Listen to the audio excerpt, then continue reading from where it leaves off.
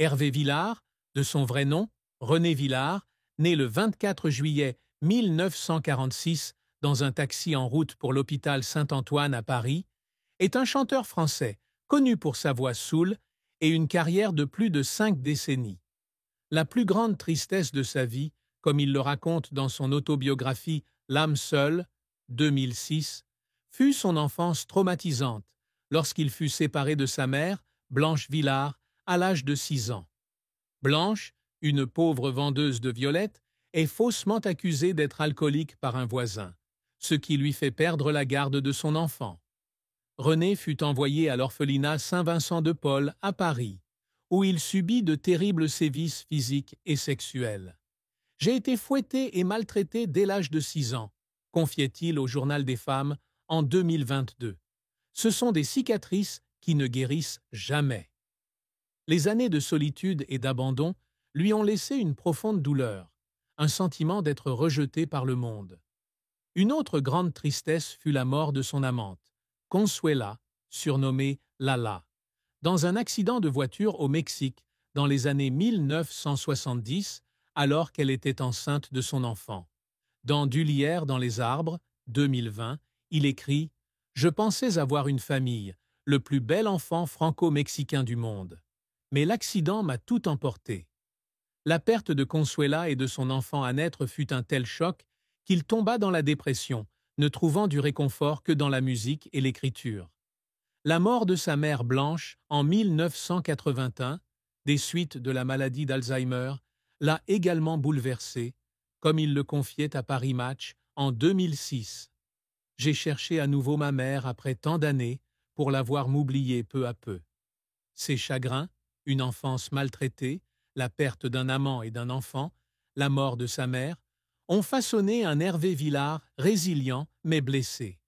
La carrière d'Hervé Villard est l'histoire d'une ascension sociale, celle d'un homme qui a quitté la pauvreté pour devenir l'un des chanteurs les plus célèbres de France.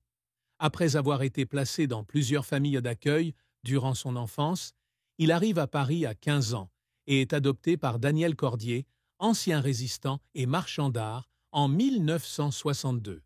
Travaillant dans un magasin de disques des Champs-Élysées, il apprend à chanter et est découvert par Mercury Records. Le premier single, Capri c'est fini, 1965, coécrit avec Marcel Hurten, devient un succès international, se vendant à 3,3 millions d'exemplaires, selon Wikipédia. La chanson fait de lui une star du jour au lendemain, avec sa mélodie lugubre inspirée d'une histoire d'amour brisée à Nice. Dans les années 1960, il poursuit son succès avec Fais-la rire, 1966, et Mourir ou vivre, 1966, chacun vendu à des millions d'exemplaires. Il ouvre pour Claude François en 1966, fait des tournées à travers l'Europe et l'Amérique du Sud, mais des désaccords les amènent à se séparer. De 1969 à 1978, il a vécu à Buenos Aires, en Argentine, chantant en espagnol et gagnant en popularité en Amérique latine avec des chansons telles que Nosotros et Volvera. De retour en France en 1978, il atteint de nouveaux sommets avec Nous, 1979, vendu à plus de 2 millions d'exemplaires, et se produit à l'Olympia en 1980, une étape majeure. D'autres succès comme Reviens, 1981, et Méditerranéenne, 1983, confortent sa renommée. L'album Cri du cœur, 2004, sur des paroles de Marguerite Duras et Pablo Neruda, est salué par l'intelligentsia française, marquant sa transition de chanteur populaire à artiste aux multiples facettes, selon Libération en 2004. Il se produit à nouveau à l'Olympia en 1996 et est honoré par le Berry avec un théâtre à son nom en 2004. Cependant, sa carrière n'a pas été sans échec. Après Capri c'est fini, il a eu du mal à réitérer un succès similaire dans les années 1960, avec des chansons comme Pedro, 1966, qui n'ont pas répondu aux attentes. Une couverture médiatique dure, comme l'écrivait Jacques Chancel dans France Soir en 1966. Hervé Villard, C'est fini, lui fait mal. Les albums Petit Brun, 1986, et Tout simplement, 1997, connaissent de faibles ventes, témoignant de la difficulté à s'adapter à la musique des années 1990. Refusé d'enregistrer comme d'habitude, plus tard My Way, en 1967, le laissant à Claude François, fut un regret majeur, comme il le raconta dans Nostalgie en 2012. La santé fut également un défi. Il fut hospitalisé avec un lipome à l'oreille moyenne en 2000, ce qui affecta son programme de tournée.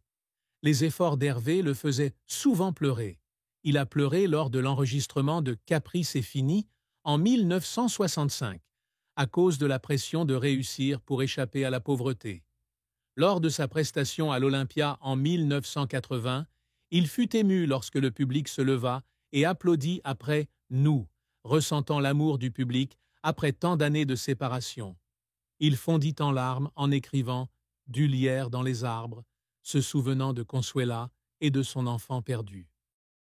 Hervé Villard, de son vrai nom, René Villard, né le 24 juillet 1946 dans un taxi en route pour l'hôpital Saint-Antoine à Paris, est un chanteur français connu pour sa voix soul et une carrière de plus de 5 décennies. La plus grande tristesse de sa vie, comme il le raconte dans son autobiographie L'âme seule, 2006, fut son enfance traumatisante, lorsqu'il fut séparé de sa mère, Blanche Villard, à l'âge de 6 ans.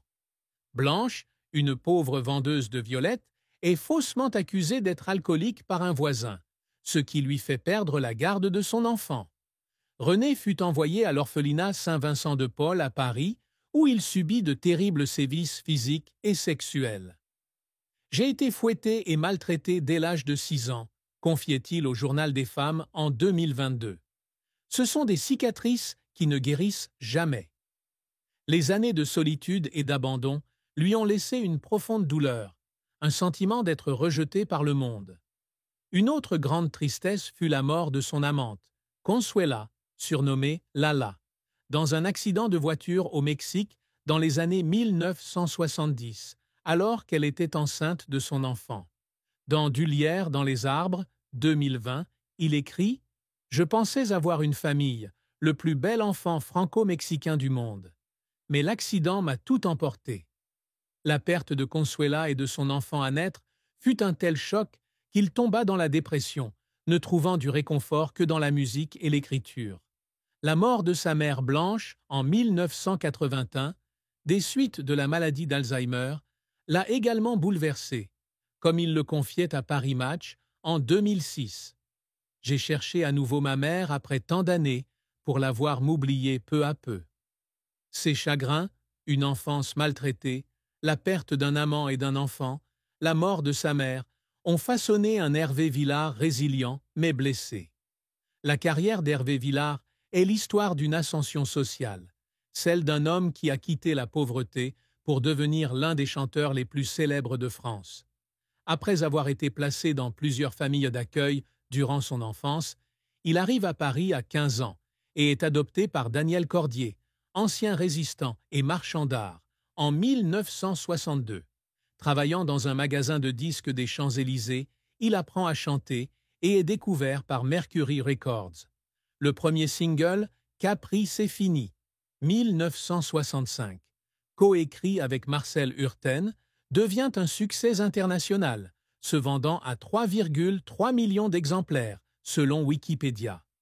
La chanson fait de lui une star du jour au lendemain, avec sa mélodie lugubre inspirée d'une histoire d'amour brisée à Nice.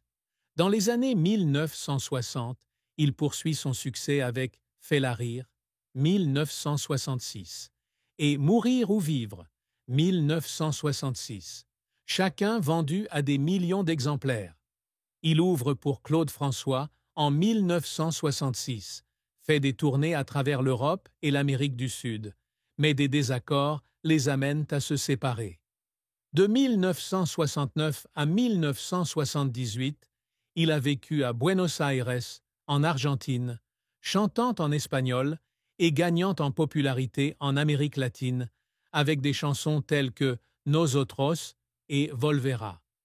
De retour en France en 1978, il atteint de nouveaux sommets avec Nous, 1979, vendu à plus de 2 millions d'exemplaires, et se produit à l'Olympia en 1980, une étape majeure. D'autres succès comme Reviens, 1981, et Méditerranéenne, 1983, confortent sa renommée. L'album Cri du cœur, 2004, sur des paroles de Marguerite Duras et Pablo Neruda, est salué par l'intelligentsia française, marquant sa transition de chanteur populaire à artiste aux multiples facettes, selon Libération en 2004. Il se produit à nouveau à l'Olympia en 1996 et est honoré par le Berry avec un théâtre à son nom en 2004. Cependant, sa carrière n'a pas été sans échec.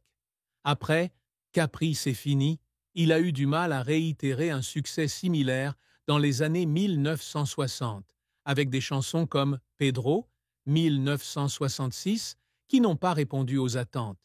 Une couverture médiatique dure, comme l'écrivait Jacques Chancel dans France Soir en 1966. Hervé Villard, c'est fini, lui fait mal. Les albums Pity Brun, 1986, et Tout simplement, 1997, connaissent de faibles ventes, témoignant de la difficulté à s'adapter à la musique des années 1990. Refusé d'enregistrer, comme d'habitude, plus tard My Way, en 1967, le laissant à Claude François, fut un regret majeur, comme il le raconta dans Nostalgie en 2012. La santé fut également un défi. Il fut hospitalisé avec un lipome à l'oreille moyenne en 2000, ce qui affecta son programme de tournée. Les efforts d'Hervé le faisaient souvent pleurer. Il a pleuré lors de l'enregistrement de Capri, c'est fini en 1965, à cause de la pression de réussir pour échapper à la pauvreté. Lors de sa prestation à l'Olympia en 1980, il fut ému lorsque le public se leva et applaudit après « Nous », ressentant l'amour du public après tant d'années de séparation. Il fondit en larmes en écrivant « Du lierre dans les arbres », se souvenant de Consuela et de son enfant perdu.